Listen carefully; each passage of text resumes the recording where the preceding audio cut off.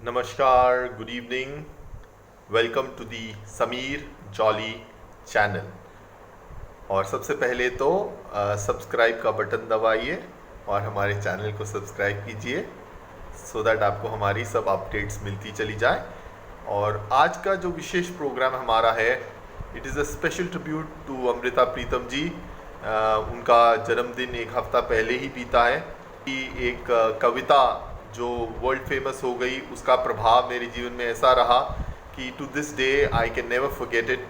And the famous lines, मैं अखा वारे शानू ਹੁਣ ਕਬਰਾਂ ਵਿੱਚੋਂ ਬੋਲ ਇੱਕ ਰੋਈ ਸੀ ਤੀ ਪੰਜਾਬ ਦੀ ਤੂੰ ਲਿਖ ਲਿਖ ਮਾਰੇ ਵੈਨ ਹੁਣ ਲੱਖਾਂ ਧੀਆਂ ਰੋਂਦੀਆਂ ਤੈਨੂੰ ਵਾਰੇ ਸ਼ਾਹ ਨੂੰ ਕਹਿਣ। नमस्ते। नमस्ते। नमस्ते दीपक जी, नमस्ते इंद्र नारंग जी। बहुत अच्छा लगा आप लोग ने दोनों ने समय निकाला और ज्वाइन किए। और ये कोइंसिडेंस है कि आप दोनों का सरनेम एक ही है, नारंग है। ये तो मेरी खुशकिस्मती है कि आपने मुझे मौका दिया बोलने का। नहीं जी, तो चलिए वो it's the I think it's mutual and the benefit is mutual and it is for the benefit of everyone who's watching this program. हमारे I'm also grateful to Deepak bhai to have introduced you to me and to this program. And coming straight to the subject जो हम आज का है, तो पहले तो जैसे कि हम सब जानते हैं, हम जो आज शाम से डिस्कशन चल रहा है वो अमृता प्रीतम जी के ऊपर है। और मैंने उस विषय में थोड़ी सी आपके साथ कुछ चीजें साझा की है। तो हमारे जो दीपक जी हैं ये पोइट भी है और इनकी कई कविताएं इंडिया में और इंडिया के बाहर पब्लिश हुई हैं। So I would now first request Deepak ji to share some of his views on Amrita Pritam ji, क्योंकि एक कवि ही कवि के ऊपर कुछ बोले तो वो शोभा देता है। वैसे अमृता प्रीतम जी इतनी महान शख्सियत थी कि उनके ऊपर कुछ भी कहना कम होगा। तो भी मैं रिक्वेस्ट करूंगा दीपक भाई से कि he could share some light on Amrita Pritam ji. तो अमृता प्रीतम जी जो हैं उनके बारे में नाम ही इतना बड़ा है, सब जानते हैं। तो एक बात से मैं शुरू करना चाहूंगा कि अमृता जी का जो सरनेम पीछे प्रीतम लगा है जी उनके हस्बैंड का नाम। अच्छा अच्छा, वाह। तो उन्होंने सारी जिंदगी जो अपने हस्बैंड का सरनेम अपने पीछे रखा। Even when she separated from her husband, husband से अलग होने के बाद भी उनका जो सरनेम था उन्होंने प्रीतम ही रखा पीछे उसके साथ। तो उनकी जो कहानी थी, मैं ये देखता हूँ कि जो कवि हैं वो थोड़ा समाज के प्रति ज्यादा संवेदनशील होते हैं, अपने आसपास की घटनाओं के प्रति ज्यादा संवेदनशील होते हैं। तो वो उनको अपने कोमल भावों में बांध कर उससे जुड़ी हुई कुछ रचनाएं उनसे निकलती हैं, बाहर आती हैं। तो उन रचनाओं के माध्यम से हम ये देख पाते हैं कि कवि का हृदय कैसा है। तो उसके हृदय की तक जाना हो तो मैंने उनकी बहुत ज्यादा रचनाएं तो नहीं पढ़ी थी अमृता प्रीतम जी की, लेकिन जितना पढ़ पाया हूँ तो मुझे लगता है उन्होंने प्यार को, इश्क को बहुत बखूबी बयां किया है।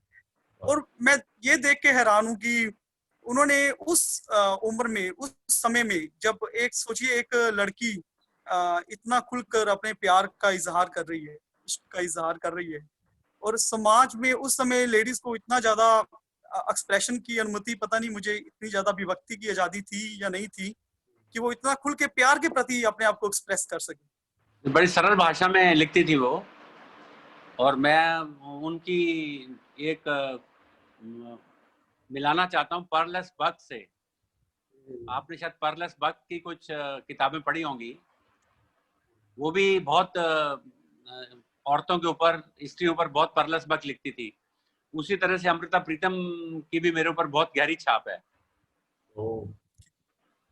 हाँ जी, बोलिए दीपक जी। तो लाहौर में थी अमृता प्रीतम जी। तो 16 साल की उम्र में, छोटी सी आयु में उनकी जो थी वो शादी हो गई। तो मुशायरे में जब पहली बार वो एक मुशायरे में गए, छोटी उम्र में ही लिखना शुरू कर दिया था उन्होंने और बहुत कमाल का लिखते थे। तो एक मुशायरे में उन्हें मौका मिला और उस मुशायरे में साहिर लुधियानवी भी आए। तो वो कहते हैं कि वो पहली नजर में ही मुझे लगता कि हमारा कुछ रिश्ता जुड़ गया। तो साहिर लुधियानवी के बारे में उन्होंने बहुत खुलकर लिखा, उनका जीवनी है, उसका नाम रसीदी टिकट। रसीदी टिकट, हाँ, रसीदी टिकट उनकी जीवनी है, हाँ, बायोग्राफी, ऑटोबायोग्राफी है। हाँ जी, तो उसमें वो कहती हैं, रसीदी टिकट नाम सुनने में लगता है, पंजाबी में हम अक्सर यूज करते हैं, कहीं जाते हैं यार, कहीं कुछ हमें स्टैम्प पेपर चाहिए, रसीदी टिकट है क्या, कुछ व्हाइट पेपर के ऊपर 2 टिकट लगा दो तो वो एक लीगल पेपर बन जाता है। रसीदी टिकट पे का मीनिंग ये था कि ये जो मैं लिख रही हूँ कि वो मेरी ओर से एक लीगल प्रूफ है कि हाँ ये मेरी एक्चुअल में ट्रू बायोग्राफी है। तो इसलिए उन्होंने उसका नाम था रसीदी टिकट।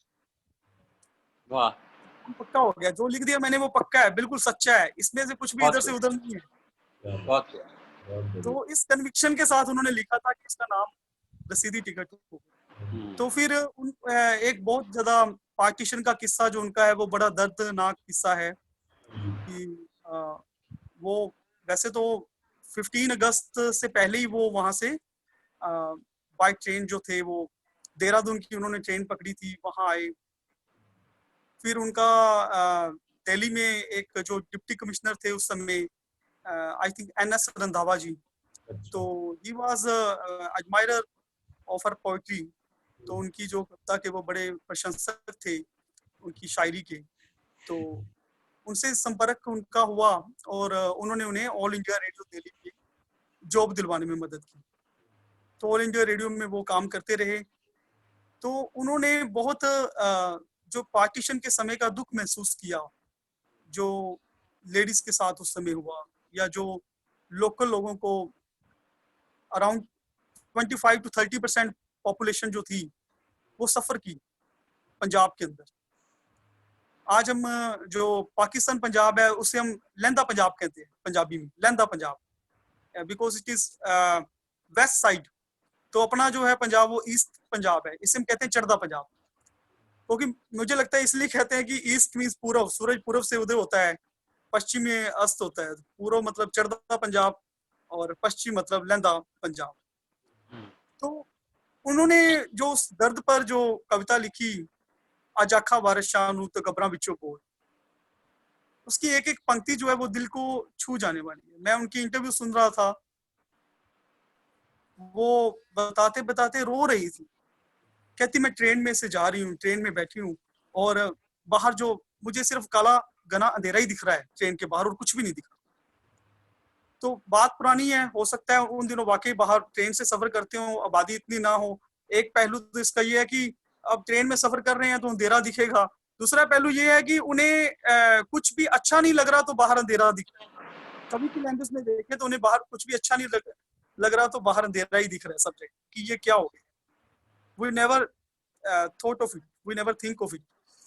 तो वो कहते कि जो हवाएं हैं वो भी रो रही, इवन एयर इज वीपिंग। तो वो इंग्लिश एक जो जर्नलिस्ट हैं उनको इंटरव्यू दे रही हैं और साथ साथ वो इस कविता को बयान कर रही हैं, उसकी एक एक पंक्ति को बयान कर रही हैं। तो मैं आज भी जो कुछ लोगों से मिला जो पार्टीशन के टाइम पे थे, तो कहते कि एक फैमिली है हमारे यहाँ, तो पंडित ब्रिजमोहन शर्मा जी, उनकी एज 85 ईयर है। तो वो पार्टीशन के टाइम वहां से ही वापस आए थे इधर। तो उनसे मेरी मुलाकात हुई, तो मैंने कहा कि इस तरह से हम एक पार्टीशन पे कुछ मीटिंग करने वाले हैं। तो वो कहते कि मैं उसके ऊपर ना कुछ भी बात करने का मन नहीं, जो समय मैंने देखा। तो मेरा मन नहीं हुआ कि मैं उन्हें फोर्स करूं कि आप हमारे साथ इस मीटिंग में इन्वॉल्व हुई। कहते मैं वो समय याद नहीं करना चाहता। तो बहुत भावुक कर देने वाली यादें लोगों की उस समय के साथ जुड़ी हुई हैं। और देखिए जो बच्चे कभी गलियों में 6-7 साल 8 साल के अपने दोस्तों के साथ खेला करते थे, रिगार्डलेस ऑफ दियर रिलीजियंस, कि उन बच्चों के क्या किस धर्म के हैं किस धर्म के नहीं है, एक साथ गलियों में खेला करते थे। तो उन्हें एक रात में जाना पड़ता है और उन्हें ये होता है कि इन गलियों में हम दोबारा नहीं लौटने वाले। तो उस बच्चों की उम्र के हिसाब से उनकी मनोस्थिति देखिए कि उन पर क्या उसका असर पड़ा हो। तो वो कहते थे पंडित ब्रिजमोहन शर्मा जी कि हमारे परिवार में किसी ने सजेस्ट किया कि अगर इंडिया की तरफ कोई मुस्लिम फैमिली हो जिसकी जमीन उधर हो और हमारी जमीन इधर पाकिस्तान की तरफ, उन्होंने इधर आना है, हमने उधर जाना है, तो क्यों ना हम जमीन को एक्सचेंज कर लें आपस में। तो उसके पिताजी कहते हैं कि तुम are you do you know what you are talking about, तुम बात क्या कर रहे हो? कभी ऐसा हुआ है हिस्ट्री में कि जो प्रजा है वो एक जगह छोड़ के दूसरी जगह जाती है? हमेशा राजा बदलते हैं, लेकिन प्रजा कभी एक जगह से दूसरी जगह मूव नहीं करती, ऐसा हमने हिस्ट्री में कभी नहीं देखा। तो जो अनएक्सपेक्टेड था, जो अनइमेजिनेबल था, वो उस समय हुआ। तो अमृता प्रीतम जी बहुत भावुक थी, उन्होंने वो कविता उस पे लिखी। अज आखा वारस शानू तो कबरा विचों बोल, अज किताबे इश्क दा कोई अगला वर्का खोल, एक रोई सी धी पंजाब दी तू लिख लिख पाए बैन, अज लखा धीयां रोंदियां तन वारस शानू कहन। उसकी अगली जो पंक्तियां वो और भी ज्यादा भावुक कर देने वाली हैं। और उनकी ये जो कविता थी, इसमें ये जितनी अपने ईस्ट पंजाब में पॉपुलर है, उतनी ही वो वेस्ट पंजाब में भी पॉपुलर है। पाकिस्तान पंजाब में भी ये कविता पॉपुलर है, अपने जो इंडिया का पंजाब है उसमें भी ये पॉपुलर है। तो मैं अक्सर ही कई बार ये चीजें देखता हूँ कि जब 15 अगस्त होती है तो पंजाब में मैंने कुछ लोग ऐसे देखे जो दुख भरी यादें उसमें शेयर करते हैं। तो कुछ लोग पूछते हैं, यार ये आजादी का दिन है, तुम ये क्या बात कर रहे हो, तुम्हें ऐसा नहीं? तो वो कहते हैं कि यार देखो, हमारा उससे दर्द जुड़ा है, हमें हम इससे बेहतर हम उस समय में थे कि जो हमें आजादी मिली, तो उससे बेहतर हम रह रहे थे, हमें घर छोड़ के आना पड़ा। तुम लोगों के लिए उत्सव हो सकता है, लेकिन हमारे लिए ये उत्सव की बात नहीं। ठीक है, अंग्रेज छोड़ के गए, वो एक अलग पॉइंट है, लेकिन इनका जो दर्द घर छोड़कर आने का है वो भी बहुत बड़ा है। तो अमृता प्रीतम जी का जीवन फिर दिल्ली में चला। तो फिर आगे जो इंग्लिश जर्नलिस्ट है वो उनसे पूछते हैं कि क्या जो सुख सुविधाएं आपके पास लाहौर में थी, क्या वो दिल्ली में नहीं थी? तो मुझे ये क्वेश्चन जो उन्होंने पूछा, तो वो मुझे भी थोड़ा अचंभित कर देने वाला लगा कि life is not all about material. ये जीवन में पैसा या सुख सुविधा ही सब कुछ नहीं है। ये इंसान के जो जज्बात हैं वो भी बहुत मायने रखते हैं। कि जीवन में जिन गलियों में बचपन बीता हो, जिन साथियों के साथ खेले हो, उनके साथ कहीं भी कभी भी चले जाना, आज वीजा लगवा कर जाना, पासपोर्ट अप्लाई करके जाना, या उस जगह से खदेड़ दिए जाना, एक बहुत बड़ी बात होती है। बहुत बड़ी बात है जी। तो उन्होंने कहा कि देखिए ऐसा है कि जो मेरे पास अपॉर्चुनिटीज लाहौर में थी, उससे ज्यादा अपॉर्चुनिटीज मुझे दिल्ली में मिली। उससे बेटर मुझे लाइफस्टाइल मिला है, समय बीतने के साथ साथ ज्यादा पॉपुलैरिटी मिली है, ज्यादा, और मैं इतना ज्यादा अपने लिटरेचर लाइन में इतना ग्रो शायद लाहौर में ना कर पाती जितना ज्यादा मैंने दिल्ली में आकर किया है। लेकिन वो सब कुछ क्यों हुआ? क्यों उस टाइम लोग ह्यूमन वैल्यूज को भूल गए? इतने सालों से इकट्ठे रहते हुए लोग उस ह्यूमन वैल्यूज को भूल गए। आखिर ऐसा क्यों हुआ? हम लिखते ही किस लिए हैं?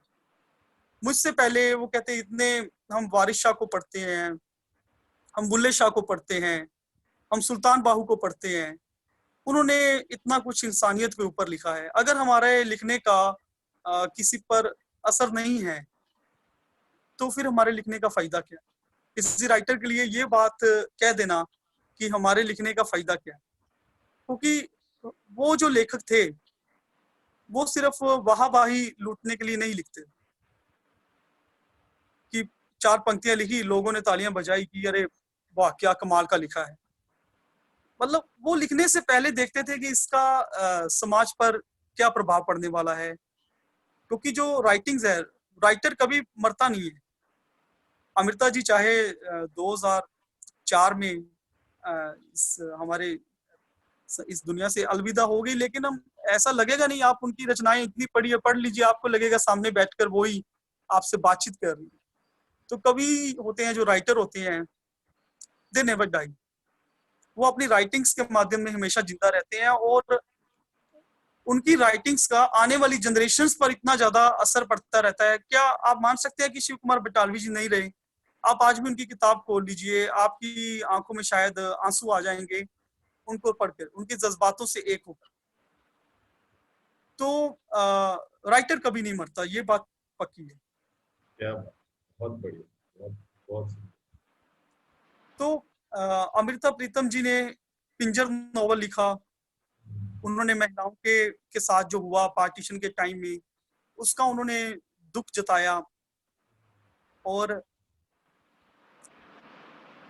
उसके बाद जीवन में उन्होंने 100 से ज्यादा उनकी बुक जो है पब्लिश हुई, मोर उन्होंने देन बड़ी 100। सरल भाषा में लिखा हाँ और जी, हाँ जी, दिल को छू लेने वाली बातें लिखी। बिल्कुल बिल्कुल। बिल्कुल। अरे उनकी जो कविताएं हैं मैं आज पढ़ता हूँ, मैंने कहा मुझे ऐसे लगता है कि ये 2020 में कोई 16-17 साल की लड़की लिख रही है। हाँ, बिल्कुल। ऐसी ऐसी रचनाएं कि इस तरह से प्यार प्यार इश्क को बयान करना, ये तो कोई 2020 में 16-17 साल की लड़की लिख रही है। ये 19 में पैदा हुई लड़की नहीं लिख ली। पूरा तो 100 साल से ज्यादा हो गया उनके जन्म को। हाँ जी, 100 साल से ज्यादा हो गया। हाँ, तो ऐसे ही मेरी एक फ्रेंड लिस्ट में एक लड़की है बॉम्बे से, प्रीति नागपाल करके राइटर है, हाँ वो जी, भी इस तरह का कुछ लिखती है। तो मैं हाँ, देखता हूँ कि ये तो बिल्कुल वैसा मेल खा रहा है। उसकी एज अभी 35 होगी लगभग। हाँ, तो आज के दौर में जो राइटर लिख रहे हैं वो उनसे कहीं उम्दा जो है प्यार के ऊपर, वो अपने समय में लिख चुकी है। और मैंने ये देखा कि उनके जीवन में एक सच्चाई बहुत है। जीवन में हम तो अमृता प्रीतम जी ने पद्मश्री भी उनको मिला, मोर देन 100 उन्होंने अपना बुक्स उनकी जो थी पब्लिश हुई। और उन्होंने अपने जीवन के जो अंतिम समय था, लास्ट 40 इयर्स, वो इमरोज जो पेंटर थे, बहुत अच्छी पेंटिंग्स बनाते थे, उनके साथ उनका जो जीवन बीता। और वो भी एक बेनाम रिश्ते के साथ, एक बेनाम रिश्ता, प्यार का रिश्ता, शादी नहीं हुई लेकिन साथ रह रहे हैं। तो आज उस समय देखिए कि लोगों से क्या कुछ सुनने को मिलता होगा। और इस बहादुरी के साथ कि नहीं, कहते प्यार को प्यार ही रहने दो, कोई नाम ना दो, शायद उनका कुछ ऐसा हो। तो मैं यहाँ पर रहता हूँ जलालाबाद में, वो मात्र पाकिस्तान बॉर्डर से सिर्फ 8 किलोमीटर दूर है, 8 या 9 किलोमीटर। My God. तो जहाँ मेरा स्कूल है, जहाँ मैं जॉब करता हूँ, गवर्नमेंट स्कूल, उससे 3 किलोमीटर अगर मैं दूसरी सड़क पे चला जाऊं तो पाकिस्तान बॉर्डर आ जाता है। सिर्फ 3 किलोमीटर दूर है वहां से पाकिस्तान बॉर्डर। तो ज्योग्राफिकली देखें अगर हम पंजाब का, तो इधर इस तरफ का उस तरफ का कोई फर्क नहीं। आप अगर पुराना कपड़े पहनने का तरीका देख लें तो उसमें भी बहुत ज्यादा सिमिलैरिटीज हैं पाकिस्तान पंजाब और इधर वाले पंजाब में। खैर अब समय के साथ थोड़ा बदल गया, वो बात अलग है। लेकिन खान पीन देख लीजिए, मक्की की रोटी सरसों का साग हम ईस्ट पंजाब में भी खा रहे हैं, वेस्ट पंजाब में भी खा रहे हैं। जो चीज खाने पीने की इधर है उधर भी है। वो लोग भी तो सियासत का क्या कर सकते हैं? वो लोग भी बैसाखी भी बनाते हैं, मैंने सुना। हाँ जी, हाँ जी। हाँ, जब ऐसे बहुत सारे मेले हैं हाँ, जिन मेलों में पाकिस्तानी भी शरीक होते हैं। हाँ, आज भी मैंने थोड़ी देर पहले पढ़ा कि जम्मू के पास एक मेला लगता है, तो वहां पर भी वो मेले में शरबत बांटते हैं प्रसाद के तौर पर या ऐसा कुछ। उसमें पाकिस्तानी जो रेंजर्स हैं, जो इंडिया साइड के बीएसएफ रेंजर्स हैं, वो मिलकर कुछ इस तरह का अरेंज करते हैं कि दोनों साइड के डिवोटीज उस मेले में पार्टिसिपेट कर सके। यार पिछले 1-2 साल से वो अभी उन पाकिस्तान से साइड लोगों का आना बंद हुआ, थोड़ा कुछ रीजन करके, लेकिन अदरवाइज वो उसमें आ रहे थे। तो देखिए अगर हम मैं ये मानता हूं कि जमीन पर एक लकीर खींच देने से सभ्यताओं का विभाजन नहीं होता, कल्चर का विभाजन नहीं होता। Culture exist. नुसरत फतेह अली खान जी पाकिस्तान के थे, लेकिन आज भी उसको हिंदुस्तान में इतना प्यार से सुना जाता है। बिल्कुल बिल्कुल, हमारे फेवरेट। हाँ जी, हाँ जी। वो कोई कवाल अपने रसूल के याद में कोई कवाली गा रहे हैं तो 40-40 मिनट तक एक एक कवाली गा रहे हैं लगातार, उसमें मस्त हो जाते हैं। मैं जाला जोगी दे लाल। हाँ जी, तो आप देखिए मैं इस जोगी हूं और ना जोगी। बिल्कुल। तो आप देखिए जो कैसेट रिकॉर्डिंग कंपनी थी, उनके लिए क्या मुश्किल हो जाता कि यार ए साइड बी साइड दोनों तरफ एक एक कवाली आएगी, बस बाजार से कोई लेने जाएगी 2 ही कवाली है जी इसमें तो नुसरत फतेह अली खान जी को लोगों ने इतना प्यार दिया। और सबसे बड़ी बात, हमारा पंजाब की जो टेक्स्ट बुक्स हैं, मैं अदर स्टेट की बात नहीं करूंगा, पंजाबी की जो टेक्स्ट बुक्स हैं उसमें वारिस शाह के बारे में आज भी है, ओ, बुल्ले शाह के बारे में आज भी। क्या बात, क्या तो बात। हमने कभी भी खासकर भारत की ये बात रही है, हमने कभी भी रिलीजियन लाइंस पे जो हमारे हीरोज थे उन्हें डिवाइड नहीं किया। Very nice. जो हमारे राइटर्स हुए हैं कभी उन्हें भी, जो कलाकार हुए हैं, आर्टिस्ट हुए हैं, राइटर्स हुए हैं, कभी भी उन्हें रिलीजियन लाइंस पे हमने डिवाइड करके नहीं दिया। बहुत सुंदर। हमने उनको कितना ज्यादा आज भी मान सम्मान दिया, दिल से हम उनका इज्जत करते हैं। और इसमें इसमें मैं एक और चीज ऐड करना चाहूंगा, वो ये है कि जैसे मेरे को प्रेरणा मिली है पूरा प्रोग्राम कंसेप्चुअलाइज करने की, उसके पीछे हमारे पिताजी हमको रोज शाम को करीब करीब almost every day I used to hear from him, मैं आखा वारे शानू कबरा विचो बोल। तो जो उन्होंने स्कूल डेज में ये कविता पढ़ी थी, तो वो उनको even as a senior army officer, even after such so many years, 30-40 years after that, he would remember by heart and he would recite almost every evening. तो मैं कहने का, मैं खुद कॉन्वेंट एजुकेटेड हूँ, हाँ, और मैं अभी क्या बोल रहा हूँ, मैंने जो बचपन में सीखा था baba black sheep, it has no relevance to me actually. So कहीं ना कहीं अभी ये जो मैं कहता हूँ कि at least in childhood, in the primary level, हमारा वर्नाक्युलर एजुकेशन जरूरी है। और सीधा ही हम वो बाबा ब्लैक शीप पे आ जाते हैं, मेरे लिए वो कोई सेंस नहीं है बाबा ब्लैक शीप का, क्या बाबा ब्लैक शीप। पर जब मैं आखा वारे शान बोलता हूँ तो आज भी मेरे रोंगटे खड़े हो जाते हैं। हम तो अमृता प्रीतम जी से कभी हम कभी रूबरू नहीं हुए, पर फिर भी हम उनसे आज भी रिलेट कर पाते हैं, जबकि वो कितना भी हम बाबा ब्लैक शीप पढ़ ले, वो बाबा ब्लैक शीप ही है, उसका कोई सेंस और रेलेवेंस नहीं है हमारे लाइफ। हाँ प्लीज दीपक जी, बहुत ही अच्छा। और भी कुछ बताना चाह रहे हैं तो बताइए। हम चाह रहे थे कि राजेंद्र जी से तो भी। मैं हाँ जी, हाँ जी, बोलिए तो बोलिए बस बोलिए। मैं एक दो लाइंस यही शेयर करना चाहूंगा कि मैं, हमारा जो टाउन है बिल्कुल पाकिस्तान बॉर्डर के पास है। हाँ जी। तो मेरी किसी से बात हुई कि कुछ ऐसे बुजुर्गों से मिलना हो जाए जो आज भी जिंदा हो। वो हाँ, कहते कि इतने सारे हैं शहर में, कितनों से मिलोगे। अच्छा। वो कहते बहुत सारे हैं शहर में। हाँ जी, हाँ तो जी। एक तो ऐसा है कि यहाँ पर हर फैमिली का कोई ना कोई रिश्तेदार है जो पाकिस्तान से आया है। ओ, पूरे पंजाब में ही ऐसा है कि हर एक फैमिली का कोई ना कोई रिश्तेदार पाकिस्तान से आया है। हाँ, हाँ, तो लोगों की आज भी उस जगह के साथ एक बाबू जो था, एक सांच तो है। मैं बहुत सारे पंजाबी आर्टिस्ट को देखता हूँ, वो चाहे उनका जन्म आजाद हिंदुस्तान में हुआ है, लेकिन फिर भी वो अपने बुजुर्गों की वो जगह देखने जहाँ वो रहते थे, वो पाकिस्तान जाते हैं और उनका गांव में वहां पर एज ए आर्टिस्ट उनका काफी वेलकम भी होता है। तो एक मैं एक चीज और इस पूरी डिस्कशन में रह गई हाँ, कि आप ये देखिएगा कि इंडिया में कोई भी फिल्म हो, उसमें अगर पाकिस्तान की कोई बात आ जाए हाँ, तो फिल्म के काफी ज्यादा चांसेस हो जाते हैं हिट होने के। जैसे हाँ जी। गदर फिल्म में सनी देओल की जो फिल्म बनी, तो उसमें पाकिस्तान की अगर स्टोरी ना होती तो फिल्म में कुछ भी नहीं होना था। पूरी स्टोरी जो थी वो पाकिस्तान और इंडिया का बीच में थी। तो एक ये बहुत बड़ा पॉइंट है, लोग सुनना चाहते हैं पाकिस्तान और इंडिया के बारे में। Curiosity is on the both sides of the border for the हाँ अदर कल्चर, कि भाई क्या है, बिल्कुल। हमारा ही भाई थे, कहाँ क्यों कैसे बिछड़ गए। बिल्कुल बिल्कुल। और मैं एक बात देख के हैरान होता हूँ कि चाहे बहुत सारी कोशिशें हुई लोगों का माइंडसेट चेंज करने की, लेकिन फिर भी वहां से कुछ सेन वॉइसेस आज भी हैं। जैसे मैं आरिफ अजाकिया जी हैं जो कराची के पूर्व मेयर हैं, लंदन से आजकल उनका यूट्यूब चैनल है, मैं उनको काफी सुनता रहता हूँ। तो वो बहुत सारी बातें जो है वो प्रो इंडिया करते हैं।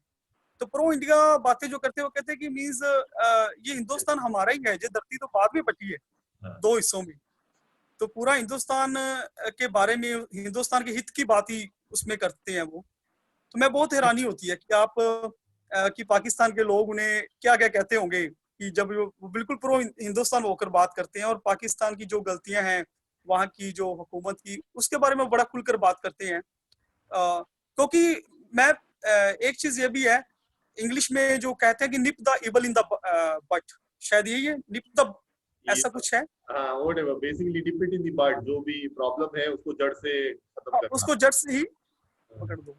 तो उसके बारे में मैं यही कहना चाहूंगा कि जब बहुत अच्छा था, लोग कहते हैं कि हम बहुत मिलजुल कर रहते थे, बड़े प्यार से रहते थे, किसी तरह का हमें कोई रिलीजियस डिस्क्रिमिनेशन नाम की कोई चीज ही नहीं थी। जब हम वहां पर रहते थे बहुत मिलजुल कर बड़े प्यार से रहते थे। तो हिस्ट्री पढ़ी जाए तो 1940 से 1947 तक जब मोहम्मद अली जिन्ना जी ने जब पूरे रिलीजन बेसिस पे लोगों को इकट्ठा करना शुरू किया, तो उसके बेसिस पे फिर लोगों का जो बना कि पाकिस्तान अलग और इंडिया अलग, जो भी बना उसमें जितने परसेंट भी लोग उसमें साथ आए। तो मेरा ये मानना है कि अगर उस समय ही एक इक्वल फोर्स इकट्ठी होती, एक पॉजिटिव वेव चलती, वो कोई और चलाता और कहता कि नहीं ये बात गलत है, इस बात का कोई भविष्य नहीं है, तो वो बात जो थी वो इतनी दूर तक नहीं जाती। तो शुरू में ही इस प्रॉब्लम को समझ लीजिए कि लोगों को में ये जो कंफ्यूजन पैदा हुई वो ना पैदा होने दी जाती तो बहुत। हाँ जी, हाँ जी, It should have been nipped in the bud, as you say. हाँ, भी कोई भी प्रॉब्लम आ रही है, हमें लगता है कि ये समस्या की जड़ है, उसको वहीं पर उसका काम करना चाहिए। अगर किसी यूथ को किसी जगह मिस गाइड किया जा रहा है तो पहले उसी को पकड़ना चाहिए कि ये मिस गाइड होना बंद हो जाए, ताकि वो मेरे आगे कई वो ऐसे दोस्त आगे हैं, मेरे कई ऐसे दोस्त हैं जो अब तो पाकिस्तान में नहीं है, या यूएसए में रहते हैं, या इंडिया आ चुके हैं उधर से मुसलमान। वो अभी भी बोलते हैं कि हमारे 3rd 4th जनरेशन के हमें नाम पता है वो हिंदू थे, हमें मुसलमान बने हुए 100-150 साल हुए हैं। ऐसी कई एग्जांपल्स हैं मेरे पास, क्योंकि I am a old person. आपको शायद ऐसे लोग नहीं मिले होंगे, मगर मुझे ऐसे बहुत लोग मिले हैं। तो अभी अभी ऐसा करते हैं राजेंद्र जी, बहुत आपको हमने इंतजार करा दिया। नहीं नहीं, मुझे बड़ा मजा आया इनकी बातें सुनकर। जी हाँ जी। तो और एक ये बड़ा अच्छा है, बॉर्डर के पास रहते हैं, तो इनको ज्यादा मौका मिलता होगा उन लोगों से गुफ्तगू करने का। क्यों नहीं। तो राजेंद्र जी, आपके बारे में दीपक जी ने भी बताया कि आप लोग पाकिस्तान में एक जगह है नारंग करके, आज भी नारंग नाम से एक रेलवे स्टेशन है वहां पे, उसकी जी भी दीपक जी ने हमारे साथ शेयर की है। तो आप थोड़ा बताएंगे कि आपका परिवार कैसे पाकिस्तान से इंडिया आया, और क्या क्या क्या उसकी डिटेल्स रही थोड़ा। हमें हमारे परिवार को ये एडवांटेज थी कि हमारे लोग काफी मुसलमान लोग हमारे यहाँ काम करते थे। हाँ जी। हमारी फैमिली के साथ, तो उन्होंने हमें बहुत कोऑपरेशन दिया। और एक दूसरी ये एडवांटेज थी कि बॉर्डर के बहुत पास थे हम। अच्छा जी। मतलब कोई 1.5 घंटे में या 2 घंटे में जैसे अमृतसर वहां से पहुंचा जा सकता है। तो उस लिहाज से कुछ सामान तो नहीं हम लोग लेके आ पाए, ना कुछ एकदम कुछ जमीन ज़रात बेच पाए, मगर कुछ सोना गोल्ड वगैरह साथ में छुपा के ले आए, क्योंकि हम ये नहीं किसी को बताना चाहते थे कि हम कुछ यहाँ से ले जा रहे हैं। हमने कहा कि अभी जा रहे हैं और फिर वापस आ जाएंगे। अभी घर आपके सपुर्द करके जा रहे हैं। जो हमारे मुसलमान एम्प्लॉइज थे या नेबर्स के थे लोग, जो हमारे एम्प्लॉइज नहीं भी थे कुछ लोग, उनको हम बिना बताए हुए ये क्या किए कि हम कुछ समय के लिए जा रहे हैं। और एकदम हम उनकी मदद लेकर हम सब कोई 70-80 परिवार के लोग थे, आराम से आ गए। अमृतसर आए वहां से हम वाघा बॉर्डर होते हुए। तो हमारी बहुत उन लोगों ने मदद की और कोई नुकसान नहीं हुआ, जान को कोई नुकसान नहीं हुआ किसी भी परिवार के किसी सदस्य को, और हम आराम से इधर आ गए। फिर इधर आके हम कुछ कैंप्स में रहे। फिर कुछ हमारे हरिद्वार में कॉन्ट्रैक्ट्स थे। अमृतसर से हम लोग हरिद्वार आके कुछ 3-4 महीने रहे। और जो हमारे पास कुछ सोना था उसको बेच बेच के हमने 3-4 साल अपनी जिंदगी काटी। क्योंकि परिवार में कुछ एक भाई मेरा, उसने बीए किया था लाहौर से, तो उसको यहाँ आके तहसीलदार की नौकरी यूपी में मिल गई। क्योंकि उन दिनों ग्रेजुएट्स वगैरह कम ही लोग हुआ करते थे। तो उससे फिर धीरे धीरे कुछ एक बर्मा शेल ऑयल की कंपनी होती थी, वो अब इंडियन ऑयल बन गई हुई है। फिर हमें उस कंपनी की सरकार ने एजेंसियां दे दी, जो हमारा बहुत बड़े परिवार था।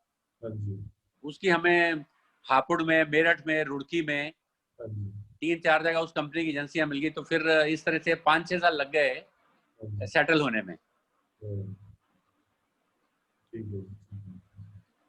तो आप लोग जब वहां से आए, आप लोग को कोई जान माल का उस तरीके से नुकसान नहीं हुआ? आपको लोगों ने मदद किया आप ही के? हाँ, उन्होंने मतलब वहां से निकलने में हमारी हेल्प की, बाकी और हम कुछ पैसा वैसा या कुछ अपनी प्रॉपर्टीज या अपने कारखाने जो थे, राइस मिल थी, वो बेच के नहीं आ पाए, क्योंकि एकदम ही आना पड़ गया।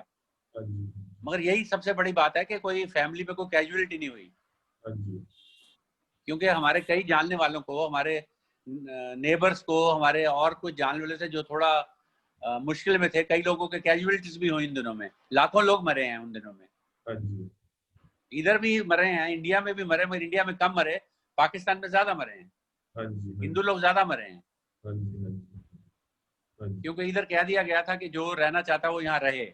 हाँ, नेहरू गांधी ने कह दिया था कि इधर जो नहीं जाना चाहे वो मत जाए। हाँ, उधर से एग्जिडस ज्यादा हुआ इधर आने के लिए। Correct, correct. तो वो सब चीजें आप अभी हम लोग ने आपको याद दिला दी, तो आपको कैसा लगता है अभी इतना, I mean coming all the after so many years, just thinking back, looking back, how does it feel? अब तो कभी कभी याद आता है, अब इतना समय हो चुका है हाँ जी, कि काफी चीजें भूल चुके हैं। हाँ, अब जो आप यहाँ रह रहे हैं, तो इसी की अपनी जिंदगी में सब ठीक चल रहा है अब इधर। हाँ, बहुत अच्छी बात है। और अब हम तो हाँ जी, धुंधली हो गई याद, बहुत धुंधली हो गई। हाँ जी, चलिए बहुत अच्छी, वो भी एक जरूरी है। यादें कई सब नहीं रहे तो भी ठीक ही है।